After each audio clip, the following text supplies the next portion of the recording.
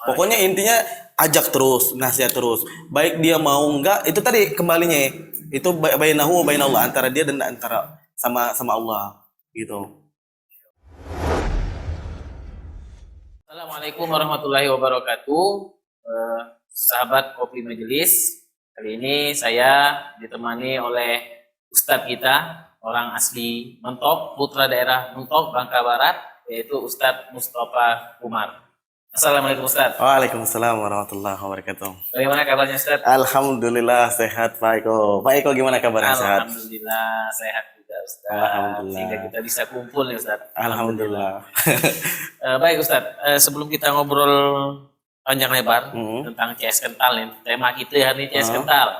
Diingat tuh, CS kental, jangan sampai lewat, jangan sampai di skip CS kental. Nah Ustadz, kita nih baru nih Ustadz nih. Nah, baru beberapa waktu nih lah nih. Lama-lama nih kemana Ustadz? Saya keluar negeri. Keluar negeri. Di mana Ustadz tepatnya? Di Yaman. Di Yaman. Iya. Jauh Ustadz. Jauh. Berapa lama Ustadz di sana? Saya nih udah mulai menjelajah ke luar daerah Bangka ya.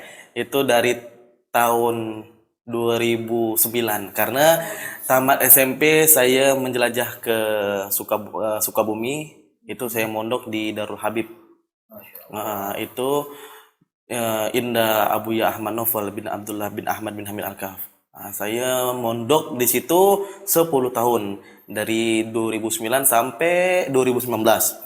Nah, habis itu saya sebelum berangkat ke Yaman, saya ke Pasuruan.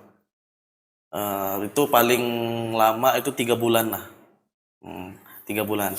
Nah, dari situ baru saya ke Yaman. Di sana saya mondok kurang lebih 4 tahun.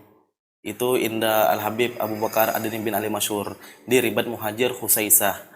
Nah, dan sekarang Allah yarham beliau, dan sekarang diganti sama anaknya beliau, Sayyid Abdul Qadir bin Al-Habib Abu Bakar Adeni bin Ali Masyhur. Sekarang beliau putranya yang menerusin. Masya Allah, jadi kurang lebih sekitar 14 tahun. Kurang lebih sekitar 14 tahun saya berkelana di daerah orang, di negara orang. Jadi kali pulang 14 tahun keluar, kali pulang ke Mentok, nengok kawan lah, kawin semua Ustaz. Oh, nengok kawan kawin semua. Ada lah megang anak, lang gendong anak. Yang kita nih tinggal Ustaz lah nyusul. Insya Allah nyusul, insya Allah. Berarti Ustaz ini sama kayak Adik Farid kok. Nah, saya sama Adik Farid di Majlis juga sama. Satu angkatan Ustaz. Dah, kalau beliau duluan. Ya Ustaz, jadi tema obrolan kita nih kan tentang CS kental ini. Pasti saya pun ada lah CS kental. Ustaz juga ada pasti CS kental. Gimana Ustaz, ada sedikit cerita tentang CS kental Ustaz di zaman-zaman dulu sebelum pergi mondok dulu di Mentok ini. Ada kira-kira? CS kental saya dulu tuh banyak banget. Ada yang CS kental dari kita berbuat teman baik, maksudnya tuh selalu ngajak kita kebaikan. Ada juga yang selalu ngajak kita kejahatan. Ada dulu tuh. Ya dulu tuh kita ya di awam bang, lagi tidak tahu apa lah bahasanya. Jadi kita nih model ngikut jalan. Kalau kawan ngajak yang kayak gini kita ngikut, kalau kawan yang ngajak itu kita ngikut. Tapi setelah kita belajar ilmu agama, kita setelah mondok, kita telah tahu apa efeknya kita berteman sama yang tidak benar, sama berteman sama yang benar. Baru nyesel kita untuk untuk sekarang ini bisa kita lah gimana cara kita milih teman yang baik.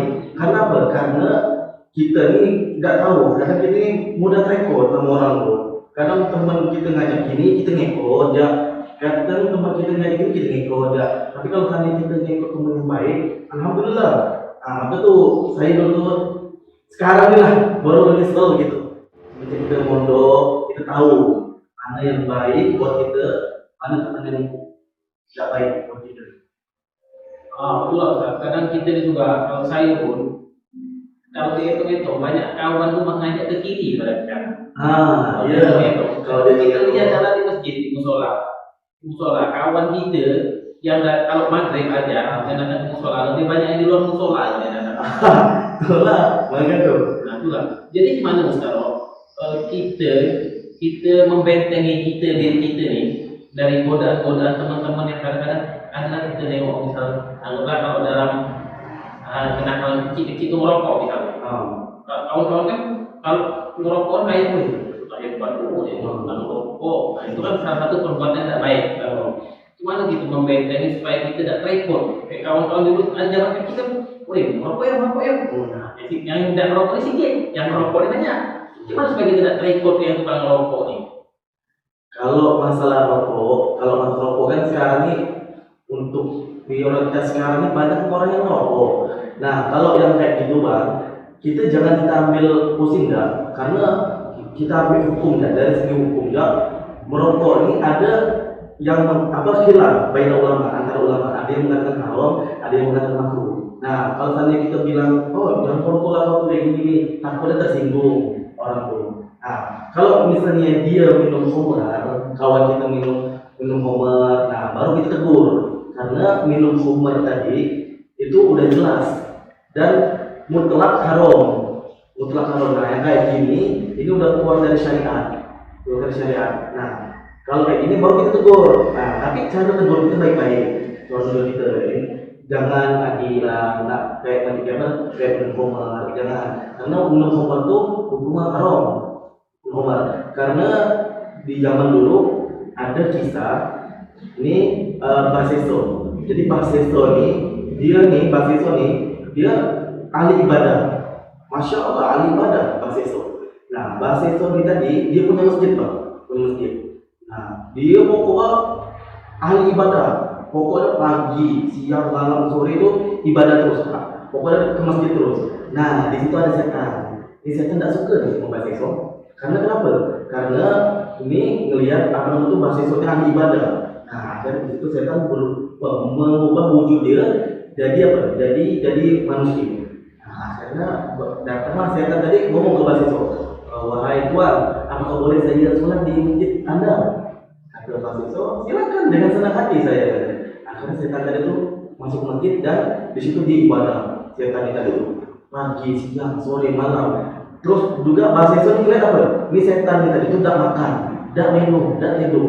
Akhirnya Basiso ini tadi itu bingung dia. Akhirnya kata dia, ini orang ini siapa sih sebenarnya? Nah, di situ Basiso mulai sombong nih. Ini terkenal kata dia.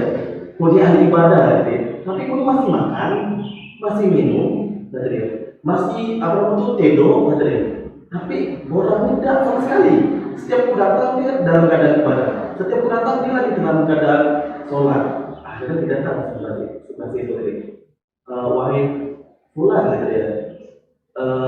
Kau ini sebenarnya siapa kata dia? Masya Allah, kau lihat ibadah kau ini Masya Allah kata dia. Kau ini di sini ini terkenal kata dia. Ahli ibadah kata dia. Cuma antum ini lebih Masya Allah lagi gitu. Apa amalannya antum itu? Oh, karena kayak aku. Nah, mulai di sini setan mulai berhasil. Karena kayak aku, tidak apa-apa lah, bisa kalau karena kayak aku ini kata dia. Caranya kau harus harus membunuh orang. Oh, dakwah kata kamu Basiso.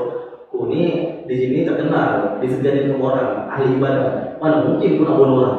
Oh ya sudah deh kata setan. Kau memperkosa orang. Wah, apalagi memperkosa? Dah nak kata dia.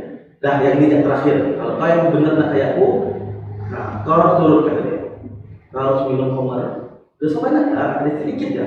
Kalau minum khamar ni, kau bisa seperti itu, ahli ibadah.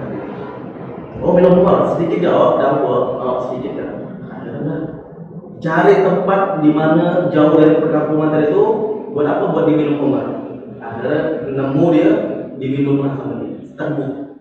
Karena ini Basiso sudah pernah minum khamar, jadi karena minum khamar sedikit dah, lama fly dia, akhirnya ketemu sama perempuan di tengah jalan. Diperkosa sama dia perempuan tadi tidak nak dia memperkosa orang. Akhirnya si perempuan balik ke rumah, ngomong kayaknya ayahnya datang saling membunuh. Akhirnya terbunuh ayahnya sama Basiso. Tadi tidak nak bunuh orang, tidak nak memperkosa. Akhirnya dua dapat. Gara-gara apa? Gara-gara dia minum khamar. Makanya bahaya minum khamar tuh. Bahaya banget minum khamar. Emang dulu khamar itu diperbolehkan, tapi ketika ada satu sahabat ketika lagi sholat dan ketika lagi membaca ayat qul ya ayyuhal kafirun yang harusnya la a'budu ma ta'budun, tapi dia membuang la tadi. Jadi a'budu ma ta'budun, aku menyembah apa yang kau sembah. Jadi fatal maknanya. Nah, dari itulah turun ayat Al-Quran bahwasanya khamar itu haram, diharamkan dan tidak diperbolehkan karena menghilangkan akal. Makanya bahaya minum khamar. Ketika akal hilang, maka perbuatan-perbuatan maksiat itu secara tidak sadar bisa dilakukan. Dilakukan kayak bahas itu tadi yang mulia karena bunuh orang, dia perkosa gara-gara minum khamar sedikit ya, dua tiga dilakukan. Semoga kita dilindungi Semoga kita dilindungi dan kita dilindungi dari hal-hal yang tidak baik. Nah, itu tadi kita ngomong tentang kawan, teman. Nah, kita lebih ngerucut lagi ke masalah sahabat. Atau kalau bahasa mentok ini kita kenal ke CS kental. CS kental. Nah, Ustaz, kadang kita kalau berkawan akrab nih, Ustaz, ada sesuatu hal yang kayak orang biasa, orang lain itu dengar tidak elok disebutkan. Saking akrab itu jadi hal-hal yang tidak elok bagi orang lain itu terasa biasa sesama teman akrab. Saat ada kawan kita akrab nih, itu biasa nih bapak. Pun dia tengah sakit nih, pun kau nih tengah sakit baru ada kau musola sayang. Asal kau sehat, batang hidung kau, jejak kaki kau jatuh ada di halaman musola. Nah, itu kalau didengarkan orang yang tidak ada akrab, jadi sosok alim tentang di musola, nanti kawannya padahal kau sesama akrab, biasa itu. Nah, gimana dalam pandangan Islam kalau kayak gitu? Nah, kalau dalam pandangan Islam, pertama itu kita harus menjaga hati sesama kita, terutama sesama umat muslim. Karena kita dianjurkan sama Rasulullah untuk menjaga siapa? Menjaga perasaan orang lain, menjaga perasaan orang yang tidak mengata-ngatain orang lain, tidak mengejek-ejek orang lain. Karena Rasulullah juga, kita juga dianjurkan sama Rasulullah, jangan kan sesama nyakitin perasaan orang muslim, menyakitin perasaan orang kafir, tapi yang zimmi, jadi kafir kan ada dua. Jadi ada kafir zimmi, ada kafir harbi. Nah, kalau kafir harbi itu kafir yang darahnya halal. Kita bunuh. Karena apa? Kafir harbi ini udah jelas dia merang umat muslim. Kayak contoh kayak Israel. Nah, ini yang kayak gini nih boleh kita perangin dan halal darahnya kita bunuh. Dan kita ngatain mereka nggak apa-apa karena ini kafir harbi. Ada kafir zimmi. Nah, kata Rasulullah yang kafir zimmi ini nggak boleh kita ngatain mereka. Karena kenapa? Karena kafir zimmi ini kafir yang sudah jelas dia tidak mengusik umat muslim, tidak merangin umat muslim, dan juga mereka membayar pajak kepada orang muslim. Nah, kafir zimmi itu nggak boleh. Mafhumnya, kepahaman kita, orang kafir zimmi aja nggak boleh kita sakitin perasaannya, apalagi sesama umat muslim, apalagi sesama teman kita. Niat kita benar, baik. Niat kita, cuman nak nginin dia aja yang olah nama CS kental tadi kan, supaya dia ngerasa semangat kan. Gitu, kan. Tapi kadang kita ini harus ngeliat konteks juga. Takutnya dia ini lagi tengah ada mood, lagi tengah ada masalah.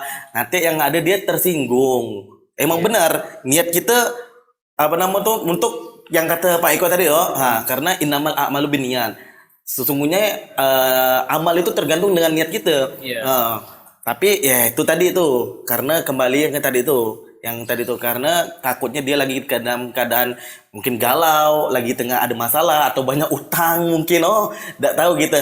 Maka kita juga harus ngeliat konteks lah Pak Eko, harus ngeliat konteks gimana dia lihat muka dia dulu. Kadang kalau kita nak ini gimana kalau misal dia agak senyum-senyum, agak gimana, baru tidak apa-apa lah kayak gitu kan. Tapi kalau seandainya kayak gimana, mendingan jangan kayak gitu tadi itu loh. Iya Ustaz. Memang kita nak nengok situasi lah Ustaz. Nak nengok situasi. Dalam kita nak negor kawan. Negor kawan tuh harus ada juga. Jadi Ustaz, misal kita punya sahabat nih Ustaz. Nah, kita kan tentu dengan sahabat itu jadi orang baik. Misalnya kita dibekali ilmu agama, misalnya selama ini kita ikut majelis, kita juga sahabat kita tuh baik. Nah, cuman kadang-kadang CS kental kita nih tadi. CS kental kita tadi berkali-kali kita ajak, berkali-kali kita tegur, kita olok dengan lembut maupun keras kayak tadi misalnya kan. Lagi belum bisa berada di track yang benar. Nah, apakah ada batasan-batasan kita Ustaz dalam mengingatkan sahabat tadi atau CS kental tadi? Pokoknya tugas kita mengingatkan saja, kita punya teman, kita nasihati dia. Karena dalam kitab suci Al-Quran, zakir, fa'inna zikro tanfa'ulil mu'minin. Nah, saling mengingatilah kalian, karena dengan kita saling mengingati, itu bermanfaat untuk orang-orang mukmin yang lainnya. Nah, tugas kita sebagai teman, kita ingatin aja. Kita ingatin, kita nasihati, jangan kayak gini, jangan kayak gitu. Nah, untuk masalah dia mendengar atau tidak dengarnya itu urusan dia, bainahu wa bainallah, antara dia sama Allah. Setidaknya kita sebagai teman, kita lah nasihati dia berulang kali, tapi jangan bosan-bosan, kita nasihatin terus. Kita lah negur dia kalau dia ada masalah, kalau dia lagi maksiat, lagi berbuat yang tidak benar, kita lah nasihatin dia, lah negur dia. Kalau dia mau dengar, alhamdulillah. Tapi kalau dia tidak mau dengar, tidak nak gitu kan, kita lah tidak ada tanggung jawab kita lagi. Karena kita lah menegurkan. Kalau bisa didoakan dia supaya dia berubah, supaya dia dapat hidayah dari Allah, biar dia tidak maksiat lagi, biar dia tidak ada ngulangin perbuatan-perbuatan yang dilarang oleh Allah dan Rasulullah.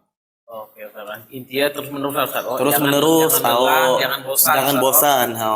Pokoknya tugas kita mengingatkan, menasihati. Bukan untuk didengarkan sama dia, enggak. Tapi kalau misalnya seandainya dia mendengarkan, alhamdulillah. Jangan sampai ente harus ngikutin Nana, jangan. Pokoknya kalau tugas kita itu jalan, karena lepas tanggung jawab. Karena kita lah negur dia, ini dia nasihati, kalau seandainya dia tidak dengerin juga, lah itu urusan dia sama Allah. Jadi ikhtiar kita nasihati, kita lah ikhtiar, kita hasilnya kita serahkan ke Allah. Sama Allah. Begitu Ustaz. Baik Ustaz. Jadi dari jawaban tadi sedikit banyak nggak tahu lah kita. Jadi inti jangan capek-capek, jangan lelah-lelah, jangan bosan-bosan. Jangan bosan-bosan pokoknya. Dan juga didoakan. Didoakan dia. Oke, Ustaz. Nah terus Ustaz, kalau kita lihat dari Rasulullah, dari perlakuan sahabat ke Rasulullah, bagaimana sahabat-sahabat Rasulullah ini membantu Rasulullah, karena mereka berteman dekat ya, karib ya, membantu Rasulullah dalam berdakwah. Itu. Sahabat-sahabat Rasulullah itu semuanya selalu membantu perjuangan Rasulullah. Salah satunya kita mulai dari Sayyidina Abu Bakar As-Siddiq. Nah, waktu itu pas ketika di Gua Sur, Rasulullah bersembunyi di Gua Sur karena dikejar sama orang-orang kafir Quraisy. Nah, Rasulullah bersembunyi di situ dan ditemani sahabat dekatnya, yakni Sayyidina Abu Bakar As-Siddiq. Karena Sayyidina Abu Bakar As-Siddiq selalu bersama Rasulullah, selalu nemenin sahabatnya Rasulullah SAW. Nah, waktu itu di Gua Sur nih gelap di situ. Banyak juga di situ lubang-lubang, lubang ular, lubang kalajengking. Nah, di situ orang-orang kafir Quraisy mau bertemu sama mau nangkap Rasulullah karena mau bunuh Rasulullah. Nah, di situ dikasih tahu sama toke, semisal kayak cicak gitu, tapi yang gede. Nah, disitulah makanya, disitulah asal usulnya boleh kita dianjurkan untuk bunuh sunnah, bunuh toke itu karena dia yang bilang, kata dia tuh ada Rasulullah di dalam. Nah, tapi pas ketika orang-orang kafir tidak masuk, laba-laba yang bantunya. Dibuat sarang sama laba-laba. Nutup jalan tadi. Nah orang kafir waktu pas ketika mau masuk berpikir jorang. Ngapa? Karena ada sarang laba-laba dan sarang laba-laba ini masih utuh. Kalau seandainya emang benar Muhammad, kata Nabi Muhammad ada di dalam, maksudnya mesti ini laba-laba lancur. Koyak dia. Nah maka tuh kita tidak boleh bunuh laba-laba karena laba-laba itu asal musuh bantu Nabi. Akhirnya orang kafir pergi. Nah, di situ Nabi ditemanin sama sahabatnya Sayyidina Abu Bakar Siddiq. Nabi akhirnya tidur di pangkuannya Sayyidina Abu Bakar As-Siddiq. Pas tidur rupanya ada ular. Rupanya Sayyidina Abu Bakar semua lubang lah ditutup, ada sih kok lupa ditutup. Akhir apa? Kakinya Sayyidina Abu Bakar dipetok sama ular tadi. Dipatok sono. Dipatok Mas Digigit Saudara. lah. Digigit. Itu berkali-kali loh dipatok. Ditahan sama Sayyidina Abu Bakar. Biar apa? Biar sahabatnya tadi itu biar tidur pulas. Nggak nak nganggu Rasulullah. Akhirnya dipatok sampai nggak kuat nahan sakit netes air mata Sayyidina Abu Bakar tadi ke pipi baginda Nabi Muhammad yang begitu mulia. Netes. Akhirnya bangun nih Rasulullah. Bangun. Mabik ya Sayyidina Abu Bakar. Ada apa dengan engkau? Sehingga engkau air matanya netes ke pipiku. Akhirnya dijelasin sama Sayyidina Abu Bakar bahwasanya kaki dia dipatok sama ular karena dari tadi nahan saking sakitnya. Akhirnya Rasulullah senyum, diopetin sama Rasulullah. Kata ada gil ular tadi tuh pengen nengok muka Rasulullah, cuman diganggu sama kaki Sayyidina Abu Bakar karena ketutup jalan dia nak keluar tadi, maka ular tadi marah, dipetoklah, digigit kakinya Sayyidina Abu Bakar Siddiq. Sebegitu perjuangan siapa? Sayyidina Abu Bakar Siddiq. Begitu juga perjuangannya Sayyidina Umar bin Khattab. Sayyidina Umar bin Khattab ini orang paling gagah berani dan salah satu orang yang paling berani ketika hijrah tuh terang-terangan. Hijrahnya beliau tuh, dakwanya tuh terang-terangan juga. Nah, Sayyidina Umar bin Khattab ketika wafatnya Rasulullah, beliau ini apa? Nangis sejadi-jadinya, nangis seperti anak-anak kecil yang lagi merengek.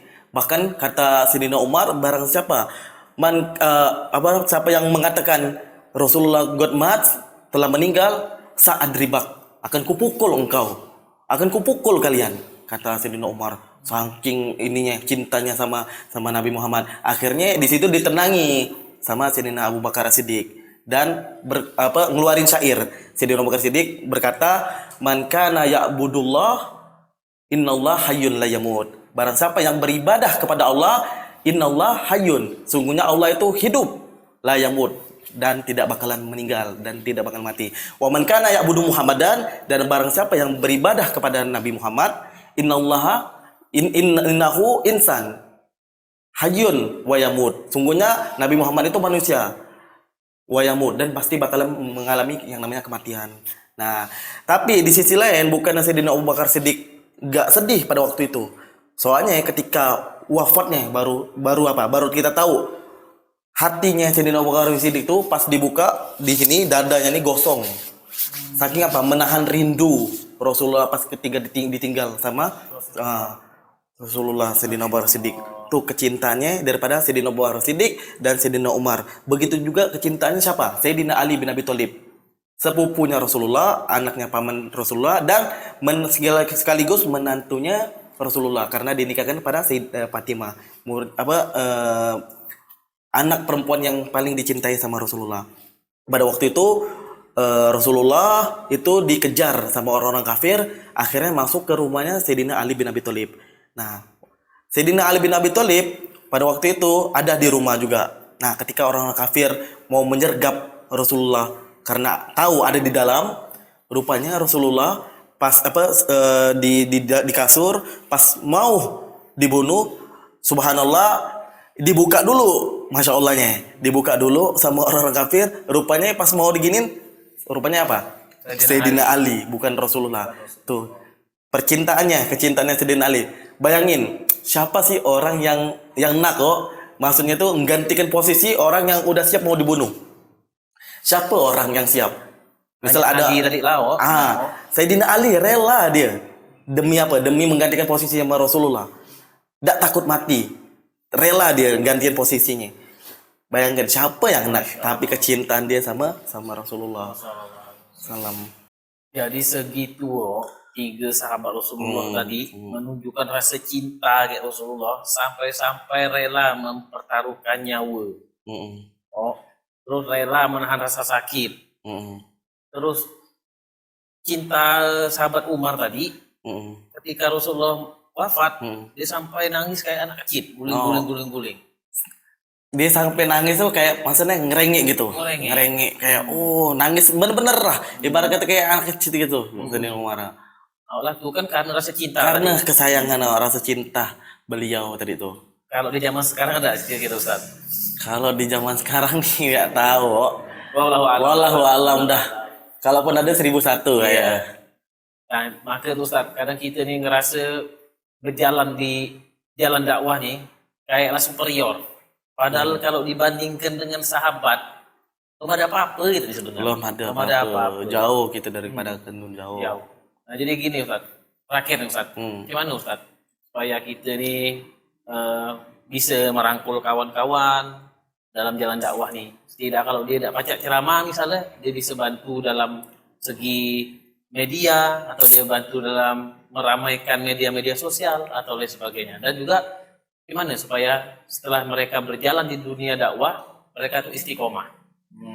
Senantiasa istiqomah. Ini yang perlu kami mendapatkan nasihat dari Ustaz. Kita ini juga di Mentok nih kan ada majelis banyak lah. Kadang majelis itu bisa setiap hari selalu ada. Hanya malam Jumat ya yang tidak ada. Cuman kita belum nengok wajah-wajah baru dari kawan-kawan yang hadir majelis itu. Asal majelis orangnya lah majelis dari masjid A ke masjid B ke masjid C gitu itulah. Jadi kita belum pernah jarang ngelihat wajah-wajah baru yang hadir di majelis. Nah, gimana tidak memikat kawan-kawan tuh supaya memikat kawan-kawan tuh supaya bisa hadir majelis. Intinya kita tadi tuh yang saya bilang tadi tuh, kalau misalnya sama teman nih, kita harus apa? Ajak dia. Kita harus nasehatin dia. Nah, kadang untuk di zaman sekarang nih, emang benar berat kayak kalau misalnya ngajak teman-teman yang kayak ini, soalnya sibuk dengan urusan masing-masing mereka. Sibuk nih. Makanya kalau bisa kita kasih tahu faedah. Harus kita tahu kasih faedahnya dan apa keutamaan daripada kita hadir majelis tadi. Karena Sayyidina Umar bin Khattab pernah bilang sungguh beruntung orang yang hadir ke majelisnya, majelis ilmu. Karena kenapa? Karena tidaklah dia datang ke majelis ilmu dengan membawa dosa segede gunung dan tidaklah dia keluar daripada majelis ilmu tadi itu kecuali semua dosanya udah hapus, diampuni. Bayangkan itu orang yang menghadir ilmu majelis dan tidak sampai di situ. Karena kenapa? Karena kalau kita hadir majelis itu sama dengan kita menuntut ilmu, belajar ilmu. Karena apa? Karena Rasulullah SAW bersabda, "Talabul ilmi faridotun ala kulli muslimin wa musliman." Nah, tuntutlah kalian ilmu. Ilmu itu wajib, menuntut ilmu itu bagi kalangan laki-laki dan kalangan perempuan.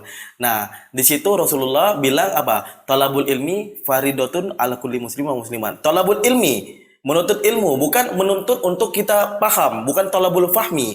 Nah, ketika kita tuntut dulu, belajar dulu, kepahaman ntar belakangan. Yang penting kita tuntutlah dulu ilmu, belajarlah dulu, hadirlah dulu majelis. Kalau masalah kepahaman ntar datang sendirinya. Nah, ada yang bertanya di sini, thalabul ilmi di sini ini ilmu apa yang dimaksud?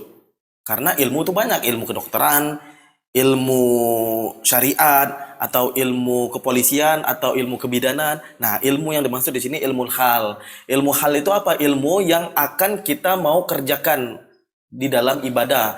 Contoh misalnya kalau kita mau sholat, berarti yang wajib kita pelajari apa? Rukun-rukunnya sholat, apa syarat-syaratnya sholat itu wajib kita pelajari. Mau zakat, kita pelajari juga tentang zakat. Mau haji kita pelajari juga. Itu yang dimaksud ilmu hal, ilmu yang akan kita pelajari. Nah, untuk teman-teman kayak gini, kita harus kasih faedahnya apa gimana. Karena apa? Emang kadang nih kita jangan tuntut dia untuk apa? Supaya istiqomah. Ntar dulu untuk dia tuntut istiqomah.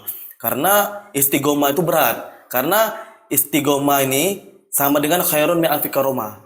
Orang yang istiqomah itu kalau seandainya benar-benar dia bisa melakukan istiqomah itu lebih baik daripada orang yang punya 1000 karomah. Orang yang punya 1000 karomah itu lebih baik daripada orang yang istiqomah. Nah, makanya berat emang istiqomah. Tapi kalau misalnya kita bisa menjalankan istiqomah tadi, itu kita lebih baik daripada orang yang apa? Mempunyai 1000 karomah. Pokoknya intinya ajak terus, nasihat terus. Baik dia mau enggak, itu tadi kembalinya. Itu bainahu wa bainallah, antara dia dan antara sama Allah gitu. Untuk semua kawan-kawan yang ada di majelis dan dimanapun berada, jangan sampai kita tidak masuk ke surga nih. Karena surga nih luas, bidadari molek-molek. Nah, sayang kalau nanti kita lah tiba saatnya kita tidak masuk ke surga itu. Wassalamualaikum warahmatullahi wabarakatuh.